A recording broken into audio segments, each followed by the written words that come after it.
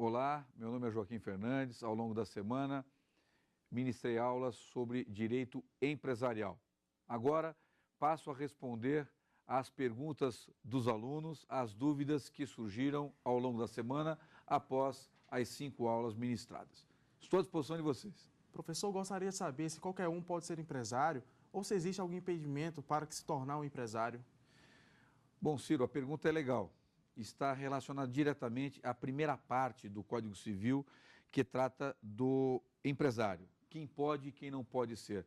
A resposta, de uma certa forma, até seria simples se eu for ler o artigo 966, tá, do Código Civil. Quem pode ser empresário?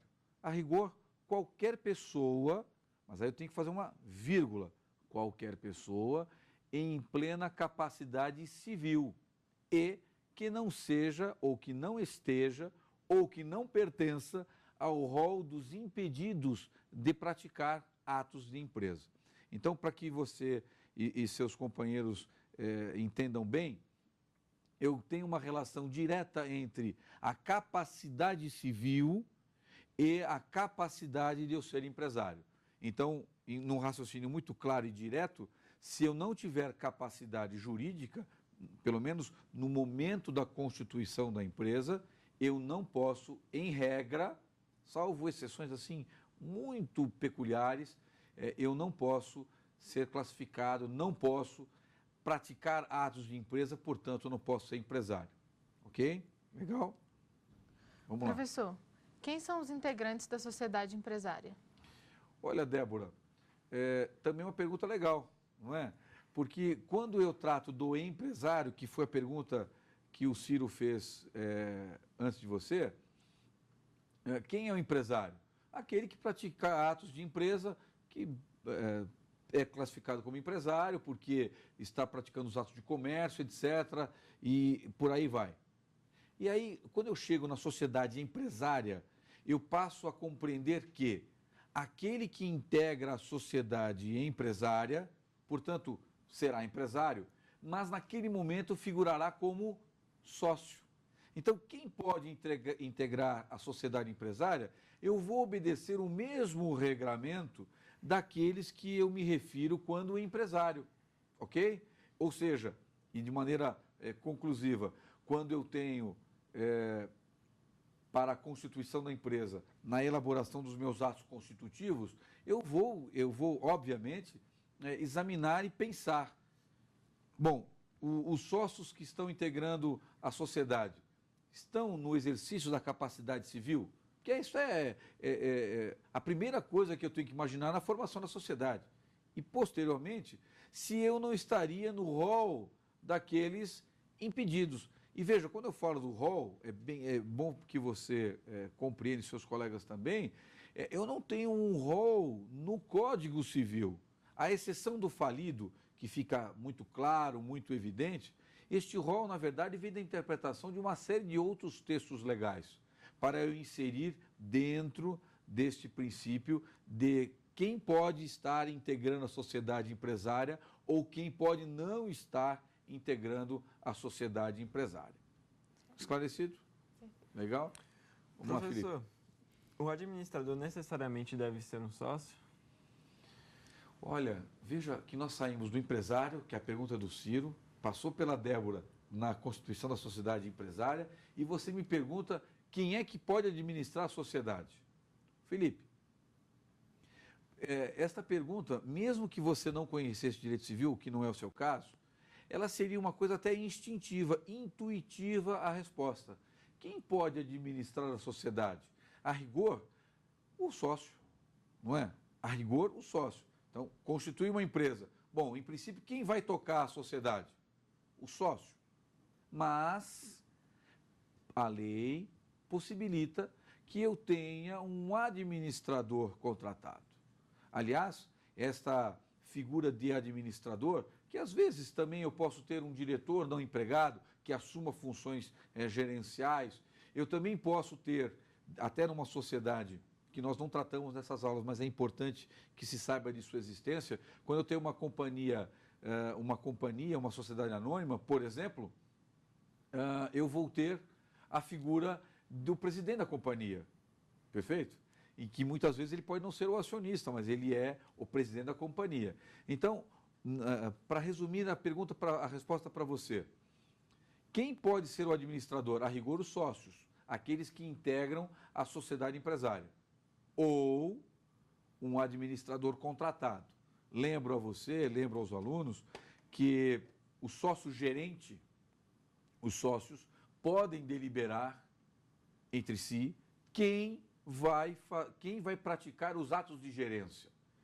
Então, o sócio-gerente, e eu sempre digo isso aos alunos, não confundam, por favor, com o gerente empregado. Aqui nós estamos falando de um integrante da sociedade, sócio, que tem funções gerenciais.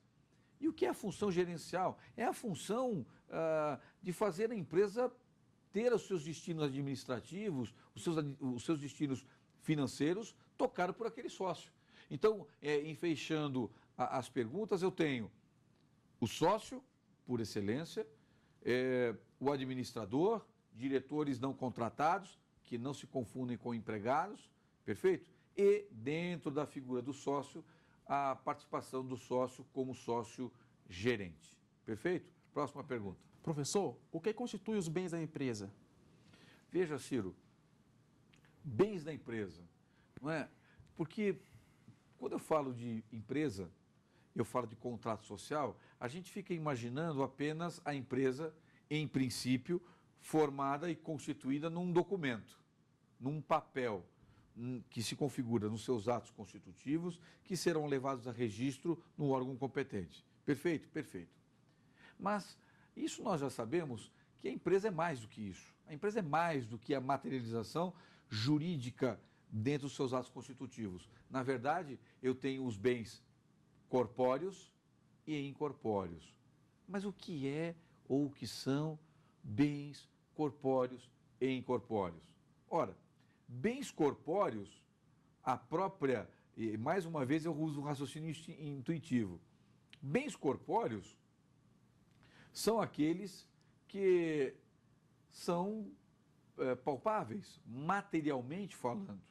Então, eu falo na estrutura física da empresa, perfeito? Na sua construção física, nos seus materiais, nos seus equipamentos que estão guarnecendo a empresa.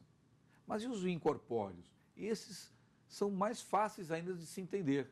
Como é que você quantifica quando você vai adquirir uma empresa que já está em funcionamento?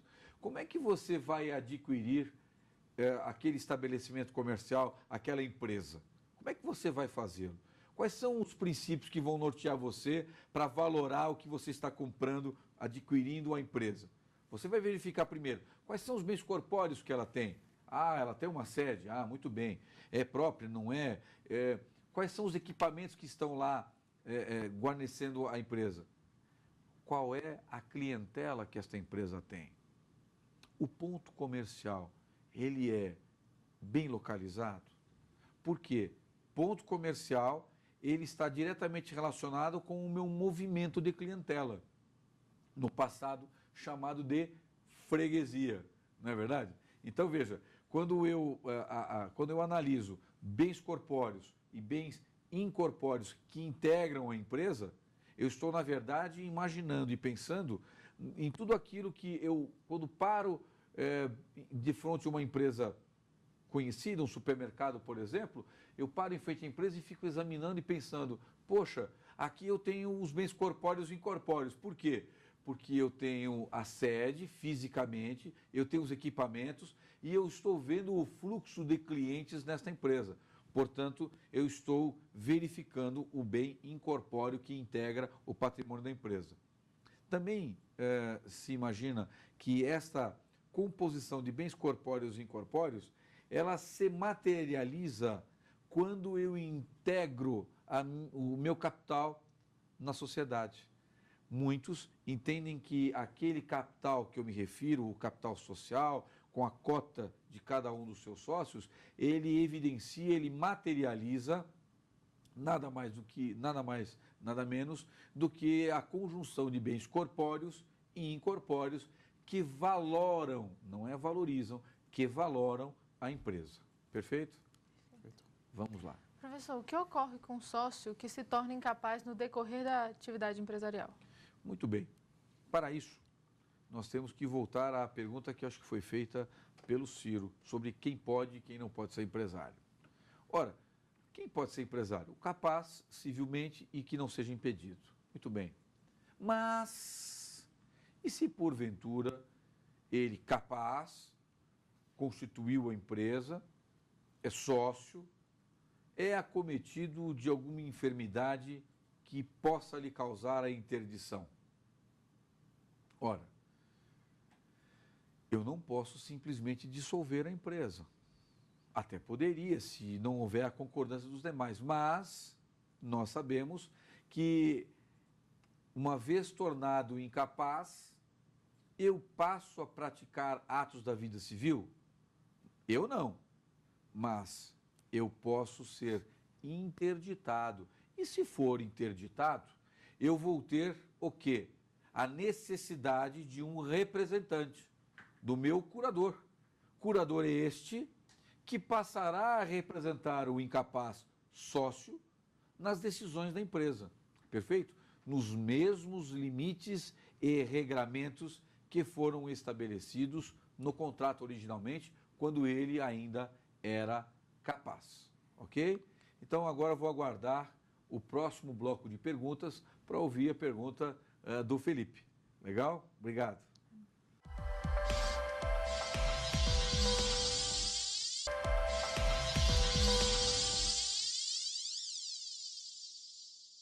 Bom, voltamos à segunda parte das perguntas no programa do Saber Direito, começando com o Felipe, que foi o último, seria o primeiro a me perguntar agora nesse segundo bloco, né, Felipe? Isso. Vamos lá. Professor, tem como você me esclarecer quais são os cuidados que o administrador deve ter à frente de uma empresa? Ah, Felipe, você gosta de me fazer perguntas intuitivas, né, Felipe? Veja, os cuidados na administração têm uma coisa muito simples. Quais são os cuidados que ele deve ter? Ora, os cuidados de honestidade e probidade, de uma forma geral. Porque a administração da sociedade, ela parte dos pressupostos, assim como é transferido ao administrador essas responsabilidades. Quando o código fala do administrador, ele diz, olha, o administrador, ele deve atuar na administração da sociedade com de forma ativa e proba, que exerceria na sua atividade, no seu negócio próprio. Ou seja, o que eu quero, em regra, eu poderia extrair deste artigo, essas duas expressões. Para a administração da sociedade, eu preciso de atividade, ou seja, eu preciso que os sócios que a integrem, efetiva e objetivamente, exerçam a atividade societária de maneira que a sociedade caminhe, que a sociedade ande, que a sociedade realmente alcance o objeto pelo qual ela foi constituída. Ok? Essa é a questão. Então, quando eu falo de quais são os cuidados da administração, os cuidados vão estar neste binômio de atividade e probidade. O que se quer? O que se quer é que na administração da sociedade, os sócios, entre eles, sejam ativos e honestos, probidade e atividade, o exercício da atividade. Não se imagina, não é, um sócio ativo e um sócio absolutamente contemplativo, tá? Para não dizer passivo. Tá? E a probidade, a honestidade entre ambos, na apuração e na verificação do que recebe, do que vende, do que compram, na administração de pessoal. Mas eu também posso acrescentar neste item de cuidados na administração, hoje, muito relacionado com as questões fiscais, tributárias, previdenciárias, que vão exigir do empresário cuidado. Mas veja, por mais que eu enumere, por mais que eu aponte outros exemplos na administração, de cuidados na administração, eu, na verdade, estou repetindo a atividade e a probidade no cuidado da administração. Porque quando se fala em administração por sócio-gerente ou mesmo por sócios de maneira indistinta, ou ainda o administrador, eu sempre tenho como regra o bem da sociedade. Eu tenho como regra que tudo aquilo que está sendo feito na administração, e aí o cuidado, é para a finalidade precípua, bem da sociedade. Beleza, Felipe? Tranquilo? Vamos lá, Ciro. Professor, em qual momento se pode pensar na desconsideração da personalidade jurídica? Olha, Ciro, é uma matéria muito legal quando se fala de desconsideração da personalidade jurídica. Por que ela é legal? Primeiro, eu preciso entender, para poder responder a sua pergunta, como se dá a constituição da personalidade jurídica da empresa, não é? Quando? Quando é que vocês podem imaginar que nasce a minha representação, a minha personalidade jurídica na empresa? Com o registro.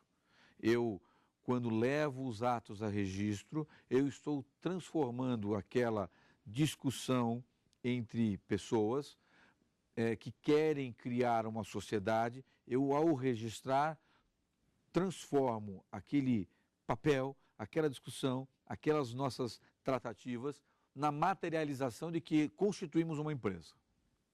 E aí, a empresa, sociedade, passa a responder ativa e passivamente em juízo e até empresarialmente para todos os efeitos da vida civil e empresarial. Ok? Até aí, beleza. Ou seja, registrei, o nome da empresa passa a ser conhecido por todos na administração dos negócios da sociedade. Mas eu preciso lembrar que integram a sociedade pessoas, sócios.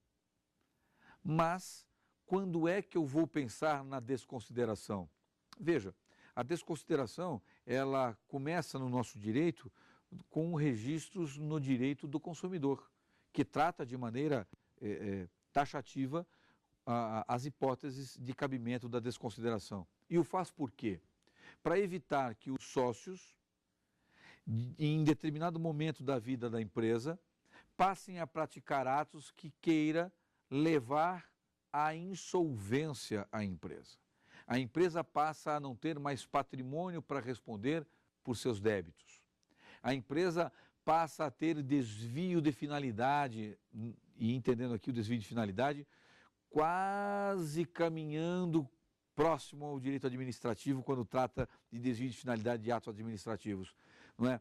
Então aqui eu preciso entender que para eu desconsiderar, eu preciso, analisando o caso concreto, imaginar que aquela empresa, por seus sócios, está sendo levada a uma situação tal que eu não terei patrimônio empresa para responder aos seus credores. E aí a solução natural é desconsiderar esta personalidade jurídica para atingir os sócios com seu patrimônio pessoal, entendendo-os individualmente, não mais como sócios integrantes da empresa, como a empresa como um todo, mas responsabilizando-os pessoalmente. Perfeito? Vamos lá, Débora. Professor, qual a diferença entre empresário e empresário rural?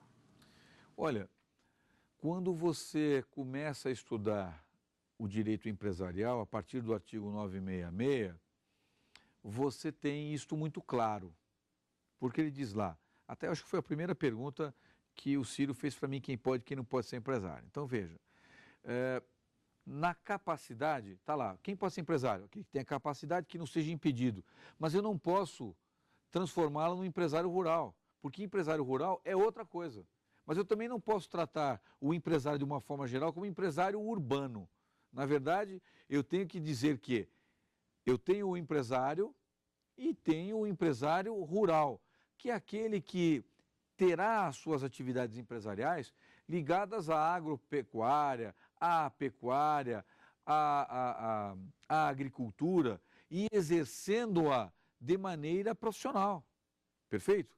Então, veja, a diferença que eu vou ter aí é que quando eu tenho um empresário rural, e a lei assim o quis, ela disse, olha, esse vai ser um empresário rural. Por que empresário rural? Diferente de todos os outros, porque ele exerce uma atividade muitíssimo específica e tanto que no Estatuto da Terra é tratado, é definido, é explicado quem é o empresário rural relacionado com pecuária, com agropecuária, com agricultura. Perfeito? Respondido, Débora? Vamos lá, Felipe. Professor, qual que é a diferença entre sociedade simples e sociedade empresária? Olha, eu discuti com um aluno hoje aqui, antes de nós começarmos este rol de debates, sobre a interpretação que o artigo traz sobre a sociedade simples e a sociedade empresária. Na verdade, algumas sociedades tidas como simples, e eu até contrariando uma regra que eu tenho de não começar com um exemplo, a resposta foi a partir da discussão com uma sociedade de advogados. O que é uma sociedade de advogados? Ela é uma sociedade empresária? Não, porque é uma atividade que não está inserida no contexto de sociedade empresária. Por quê? Porque o rol de eu denominar quem pode ser empresário na sociedade empresária é na atividade, na prática de atos relacionados à atividade empresarial. Advogado não é, em princípio, na estrutura de sua empresa, a criação de uma sociedade empresarial. Por quê? Porque também está escrito que atividades intelectuais, o empresário, por exemplo, não pode ser classificado como empresário quando ele está diretamente relacionado com atividades artísticas, culturais e científicas, ok? Então, esses mesmos impedimentos que eu tenho para eu classificar alguém como empresário, desculpe, não é impedimentos, mas estes pressupostos para eu considerar alguém como empresário, eu também vou levá-los para a constituição da sociedade empresarial ou uma sociedade simples. Então, simples é aquela em que eu não estarei, em princípio, na redação do texto legal, praticando atos empresariais, mas vou aplicar as regras do Código Civil que estão insertas aqui com S e não com C, insertas no contexto da mesma sociedade empresarial. Ok? Perfeito? Professor, de uma forma geral, como que ficaria a responsabilidade dos sócios? Olha, de uma forma geral, Ciro, a responsabilidade dos sócios ela está diretamente relacionada com a sua participação na sociedade, ou seja, limitadas à sua participação na cota que está integralizada no capital da empresa. Perfeito? Então, a proporcionalidade da minha participação está diretamente relacionada com o que eu leio no contrato e verifico em qual proporção eu estou participando da sociedade empresarial. Ok? Beleza? Professor, como fica a distribuição de lucros e perdas na sociedade empresária? Débora, na mesma esteira do que eu respondi ao Ciro. Proporcionalmente à minha participação no capital social da empresa, na minha participação como sócio cotista. À exceção, e aqui não nos cabe fazer uma resposta muito mais longa, à exceção daquele sócio de capital indústria, de prestação de serviços, que tem uma outra regra de percepção dos seus haveres da sociedade. Perfeito? Beleza? Bom, agradeço a atenção de todos, especialmente dos alunos aqui presentes. Encerramos o programa Saber Direito Responde. Espero contar com vocês em outra oportunidade. Se você tiver dúvidas sobre um assunto, é só mandar um e-mail para nós, saberdireito@stf.jus.br. Você também pode estudar pela internet, www.tvjustiça.jus.br.